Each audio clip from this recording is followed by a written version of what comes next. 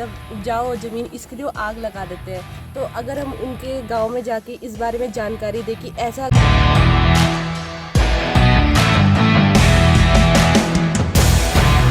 मैं ध्रुव पांडे इस गढ़वाल इकाई का शोधार्थी आप सबका हार्दिक अभिनंदन एवं स्वागत करता हूँ। इस कार्यक्रम की शुरुआत से पहले आज यहाँ पर उपस्थित सभी महानुभावों का सबसे पहले मैं एक स्वागत और परिचय करवाना चाहता हूँ।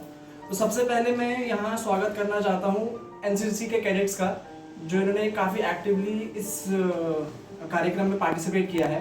और मैं थैंक यू कहना चाहूँगा प्रोफेसर बिस्ट को, जो आपके एनसीसी के जो हेड हैं, उनको मैं थैंक यू कहना चाहूँगा कि उन्होंने आप लोगों को इंकरेज किया और इस प्रोग्राम में आने के लिए आपको एक प्रोत्साहन दिया ताकि आप आएँ और इस कार्यक्रम में सम्मिलित हो पाएँ। उसके बाद मैं स्वागत करना चाहूँगा श्री वीरेंद्र सिंह रावत जी का और उनके कलीग्स का, जो सोल्जर्स ऑफ इन्वायरमेंट्स के ही एक कार्यकर्ता हैं। और वीरेंद्र सिंह रावत जी का हमें सब पता है कि हर साल जो है हमारे जितने भी पर्यावरण रिलेटेड जितने भी हमारे कार्यक्रम रहते हैं और पूरे गढ़वाल में ही, पूरे उत्तराखंड में ही जो है जितने भी पर्यावरण से संबंधित कोई भी कार्य हो, कोई भी ऐसा कोई मतलब प्रोग्राम्स हो, उनमें काफ़ी एक्टिवली जो है तत्पर रहते हैं कार्यक्रम में पार्टिसिपेट करने के लिए। तो thank you sir and welcome. अब मैं स्वागत करना चाहूँगा हमारे गढ़वाल इकाई के साइंटिस्ट प्रभारी डॉक्टर चंद्रशेखर सर का। गढ़वाल इकाई जो है पिछले 25 सालों से यहाँ पर स्थापित है और चंद्रशेखर सर जो है हमारे यहाँ के रिसेंट हेड हैं। और मैं अब स्वागत करना चाहूँगा हमारे सीनियर साइंटिस्ट सरदार सर का, और उसके बाद जुगरान सर हमारे सीनियर साइंटिस्ट, कुसुम पांडे मैम, मेरे बाकी ऑफिस स्टाफ एंड कलीग्स, आप सबका मैं बहुत बहुत हार्दिक स्वागत करना चाहूँगा। कार्य को आगे बढ़ाने से पहले एक विश्व पर्यावरण दिवस और एक जो इस बार मिशन लाइफ और भारत का अमृत महोत्सव, इसके तहत एक प्लेज है जो है लेनी जानी है। तो मैं आप सबसे रिक्वेस्ट करूँगा आप खड़े हो जाए प्लेज के लिए। मैं प्रतिज्ञा करता हूँ कि पर्यावरण को बचाने के लिए अपनी दैनिक जीवन में हर संभव बदलाव लाऊंगा। मैं यह भी वचन देता हूँ कि अपने परिवार, मित्रों और अन्य लोगों को पर्यावरण के अनुकूल आदतों और व्यवहारों के महत्व के विषय में सतत रूप से प्रेरित करूंगा। धन्यवाद।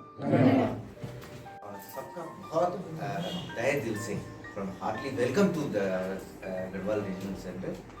This center around 25 years completed, but still we are in progress of evolving little bit on building structure and all these things. We are now progressing. Our construction is proposed in Chauras campus near the university after the near BC market. को ही नहीं मालूम है कि इसकी क्या है। जैसे importantly जो स्ट्रॉ हम लोग यूज़ करते थे वो भी सिंगल यूज़ प्लास्टिक थी। जो वाटर बॉटल हम तमाम इन 3-4 दिनों में तमाम जगहों में गए, सबसे जो डोमिनेंट वेस्ट था वो था प्लास्टिक की वाटर बॉटल, या फिर आपकी कोल्ड ड्रिंक्स की बॉटल, या फिर चिप्स का जो है पैकेट्स। और इसका मुख्यतः हमारे जो कैजुअल अप्रोच है इंडियंस का मुख्यतः कि हम लोग लिटरिंग करते हैं। ये हम लोगों ने जहाँ भी खाया वहीं सामान फेंका, जहाँ भी जाए। तो ये कहीं ना कहीं हमें जो है सुधार करने की आवश्यकता है। और हम आज विश्व पर्यावरण दिवस मना रहे हैं। आपने सिंगल यूज प्लास्टिक की बात सुनी। बेसिकली मैं आपको बताना चाहूँगा कि मेरे को जो जिम्मेदारी दी गई है बायोडाइवर्सिटी कंजर्वेशन एंड मैनेजमेंट के बारे में दी गई है, लेकिन वो अपने आप में इतना बड़ा विषय है कि लोगों को जैसे सिंगल यूज प्लास्टिक विषय अपने आप में बहुत बड़ा विषय है, ऐसी वो भी एक बहुत बड़ा विषय है। पूरी लाइफ लग जाती है लोगों को बायोडाइवर्सिटी कंजर्वेशन को समझने में। तो मैं थोड़ा सा एक इंटीग्रेटेड फ्लेवर जो कंबाइंड होता है उसको आपको देने की कोशिश करूँगा। उम्मीद है कि आप लोग समझ पाएंगे। तो जो विश्व पर्यावरण दिवस था वो 1972 में स्टॉकहोम में गिरे है। वहाँ पे विश्व पर्यावरण में जो समस्याएं हैं उनको निपटाने के लिए संयुक्त राष्ट्र संघ द्वारा 172 कंट्रियों को बुलाया गया, उनसे विचार विमर्श। भी बहुत सारी पर्यावरण समस्याएं बढ़ रही हैं, दी डिजास्टर आर इंक्रीजिंग, दी को पल्यूट कर रहा है, तो उससे क्या होता है, सॉइल की जो फर्टिलिटी है वो डाउन होती जाती है, तो उससे हमारा क्रॉप प्रोडक्शन भी डाउन होता है। तो उसमें हम क्या करते हैं, फिर एक्सेसिव फर्टिलाइजर यूज करते हैं उसकी हम प्रोडक्शन को बढ़ाने के लिए, क्योंकि हमारी पॉपुलेशन रेट जो है जो दिनों दिन बढ़ता जा रहा है, तो उसके लिए हमें तो प्रोडक्शन चाहिए ना, तो उसके लिए हम क्या करते हैं, हम एक्सेसिव फर्टिलाइजर यूज करते हैं। तो उसमें क्या है, इससे हमें क्या मिला, हमारा वाटर भी पोल्यूशन हो रहा है, सॉइल भी पोल्यूशन हो रहा है, और हमारे खुद की ह्यूमन हेल्थ भी पोल्यूट हो रही है। तो इस पे हम इसके बाद हमारे साइंटिस्ट या इकोनॉमिस्ट जो भी बोलो या एग्रोनॉमिस्ट जो भी, उन्होंने क्या नेचर बेस्ड सोल्यूशंस निकालने शुरू करे कि हम ऐसे क्या नेचर बेस्ड सोल्यूशन निकालें कि हम इनको रिप्लेस कर सकें, लेकिन हमें जो फायदे हैं, जैसे मल्चिंग के जो फायदे हैं वो हमें मिले, जो हमारे पॉली हाउस के फायदे हैं वो हमको मिले। तो इसमें सबसे पहले मल्चिंग को, प्लास्टिक जो मल्चिंग को रिप्लेस करने के लिए क्या करा हमारे साइंटिस्ट ने, स्ट्रॉ मल्चिंग, जो पैडी स्ट्रॉ है या पाइन नीडल के ही, उसको हमें हमारा पर्पस क्या है, सॉइल को कवर करना है, जिससे उसमें मॉइस्चर लॉस, इवोपरेशन लॉस कम हो, जिससे हमारी वाटर की सेविंग हो सके। यहाँ पर हमारा ये वाला क्राइटेरिया फुलफिल होता है। और जैसे आप देखोगे नॉर्थ ईस्ट में क्या कहा था उन्होंने, ड्रिप इरिगेशन को, वहाँ पर बैम्बू बहुत ज्यादा होता है, तो बैम्बू से रिप्लेस किया था कि उन्होंने अपने नेचर लोकल प्रोडक्ट को भी वो करा था। और जैसे हम पॉली हाउस का क्या सोल्यूशन हो सकता है पोल्यूशन के लिए, फाइबर ग्लास उन्होंने प्रमोट किया था गवर्नमेंट ने, क्या फाइबर ग्लास को कर सकते हैं थिन, जो डिग्रेडेबल वाली एक मटेरियल होता है पॉलीशीट में ही, उसको आप यूज कर सकते हैं।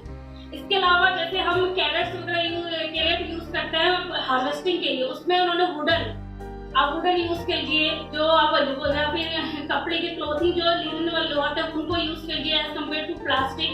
तो ऐसे ऐसे छोटे छोटे नेचर बेस्ड सोल्यूशंस हैं जिससे हम अपने एनवायरनमेंट को बचा सकते हैं, साथ में अपने जो लोकली अवेलेबल मटेरियल्स है उनको भी प्रमोट कर सकते हैं। और इस तो धन्यवाद करना चाहूँगी, आपने मुझे आने का मौका दिया। साथ के साथ मैं एनसीसी कैडेट्स को यहाँ पे धन्यवाद करना चाहूँगा कि आप लोगों ने अपने स्किल्स को निकाल के आप यहाँ पर आए। तो जैसे जो आज की थीम है वो बैन प्लास्टिक है, बस आप लोगों को बेसिक क्वेश्चन पूछना चाहूँगा कि जो सबसे ज़्यादा ऑक्सीजन हमें मिलता है वो कहाँ से मिलता है? आपका लोग ये माइंड होगा कि पेड़ से मिलता है, बट मैंने भी थोड़ा रिसर्च किया, गूगल किया, थोड़ा साइंटिस्ट भी, मैं IT बैकग्राउंड से आता हूँ। तो जो सबसे ज़्यादा हमें 70% अप्रॉक्स जो हमें मिलता है ऑक्सीजन, वो हमें समुद्र से मिलता है। और जो समुद्र से मिलता है ओशियनिक प्लैंकटन होता है, तो बेसिक थिंग होता है जिसको हम बोल सकते हैं कि समुद्र के काफ़ी छोटे छोटे पेड़, तो ज़्यादातर क्या होता है कि जो हमें नेक्ट आई से नहीं दिखते हैं, तो हम उसको खाली आंखों से नहीं देख सकते, तो उसको माइक्रोस्कोप या इन चीज़ों से हम देखते हैं, तो वो ओशियनिक प्लैंकटन है। अब जैसे आपको सर ने भी बताया कि प्लास्टिक सब कहाँ होता है, हमारे समुद्र में जाता है।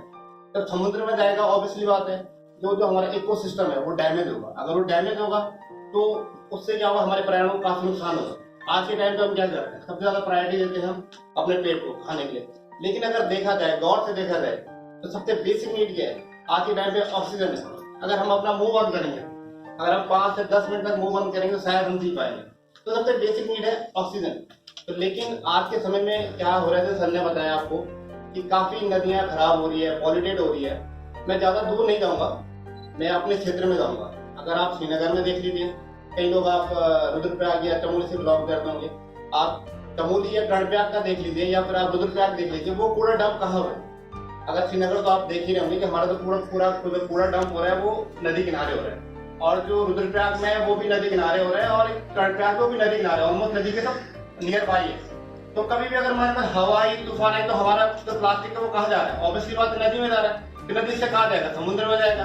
समुद्र में जाएगा तो फिर क्या होगा, जो मैंने आपको बताया था बेसिक नीड, तो हमें ऑक्सीजन मिल रहा है, कहाँ से मिल रहा है, समुद्र में मिल रहा है। तो कहीं ना कहीं ये हमारे जीवन में या हमारे ऑब्वियसली बात है, हर कोई अपने भविष्य के लिए सोचता है, तो हमारी तो आने वाली पीढ़ी है, तो उसके लिए हम कितना डैमेज इस चीज को कर रहे हैं। तो आप एनसीसी कैडेट सर ने भी कहा कि आप एक माइंड सेट लेके चलेंगे, आपने एक आर्मी बनना है। तो ऑब्वियसली बात है, आर्मी का जो मेन उद्देश्य होता है रक्षा करना, चाहे आप हमारी रक्षा करेंगे या चाहे किसी भी करेंगे, ऑब्वियसली रक्षा है। रक्षा मतलब सिर्फ ये नहीं होता कि मैं आतंकवादी को मारना है, उसका भी थीम ये होता है कि किसी का जीवन रक्षा करना। तो जीवन रक्षा करने के लिए आप एज ए हॉबी अपने इन्वायरमेंट को भी पार्टिसिपेट कर सकते हैं।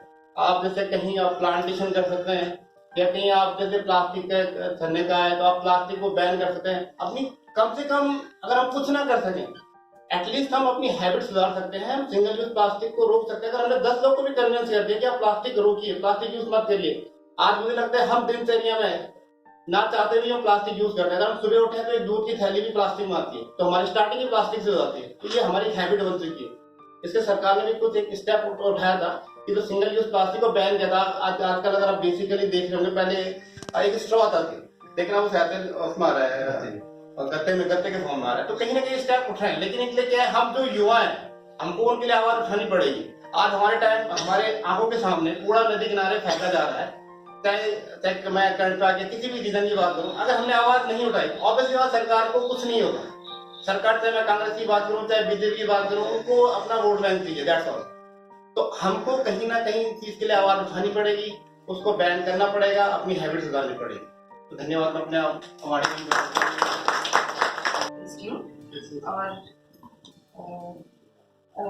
वर्ल्ड इन्वायरमेंट डे, जैसे कि हम लोग सब जानते हैं कि आज हम वर्ल्ड इन्वायरमेंट डे सेलिब्रेट कर रहे हैं, और स्पेशल ये है आज के वर्ल्ड इन्वायरमेंट डे के बारे में, ये 50th वर्ल्ड इन्वायरमेंट डे है। और इस साल का जो हम लोग थीम है हमारा इस साल का वर्ल्ड इन्वायरमेंट डे का, वो है बीट प्लास्टिक पॉल्यूशन। जैसे कि अभी तक हम लोग सब लोग सुन चुके हैं कि प्लास्टिक क्या है, इसके क्या इम्पैक्ट्स है इन्वायरमेंट में, कैसे हम इसको वो कर सकते हैं। लेकिन एक जनरल अगर हम स्टेटमेंट कहें कि हम इसका यूज कैसे बचा सकते हैं, लेकिन हमारे पास इसके लिए कोई ऑल्टरनेट ऑप्शन नहीं है। अगर मैं कहूँ कि आज सुबह मुझे कोई सामान लेना है, अपना एक इसेंशियल सामान लेना है, मुझे अपने लिए ऑयल, हम एनसीसी कैडेट्स हमेशा एक्टिवली पार्टिसिपेट करते हैं। जैसा कि हम आप सबको बताना चाहिए कि एक भारत सरकार के द्वारा गंगा पुनीत अभियान जो कि चलाया जाता है, जिसके अंतर्गत गंगा नदी के किनारे जितना भी कूड़ा करकट, प्लास्टिक बॉटल्स या फिर अन्य प्रकार का प्लास्टिक का कचरा, सिंगल यूज प्लास्टिक, इस प्रकार के सभी कूड़े करकट को हम सभी कैडेट्स अपने स्तर पर जितना हो सके उतना साफ सुथरा रखते हैं। इसके अतिरिक्त इससे पहले 84 में एक कार्यक्रम हुआ था पर्यावरण दिवस के उपलक्ष्य पर, जिसमें हमने पेड़ पौधे भी लगाए थे। तो एज अ एनसीसी कैडेट और मैं अपने साथ वालों को एवं अपने घर वालों को हमेशा यही चीज़ कहता हूँ कि हमें सबसे पहले अपनी सिविल लाइफ में, अपनी सोशल लाइफ में क्या क्या हम अपना योगदान दे सकते हैं, किस प्रकार से हम अपने सोसाइटी को, अपने पर्यावरण को किस प्रकार से संरक्षित कर सकते हैं, उस पर जोरदार कदम उठाने चाहिए। खेती बाड़ी मतलब उपजाऊ ज़मीन, इसके लिए आग लगा देते हैं। तो अगर हम उनके गांव में जाके इस बारे में जानकारी दें कि ऐसा अगर आप करते हैं, तो मतलब कुछ लोग कचरा भी जलाते हैं और आग को वैसे ही छोड़ देते हैं, फिर हवा चलती है, चिंगारी उड़ती है, फिर आग पूरे जंगल में लग जाती है। तो हम उनको इस बारे में नॉलेज दे सकते हैं गांव-गांव जाके। इससे अगर कुछ नहीं होगा तो कुछ लोग क्या पता समझे और इस बात को अपने उसमें बार बार डेली लाइफ में अप्लाई करें, क्योंकि हम हर जगह नहीं जा सकते आग बुझाने। ठीक है, थैंक यू।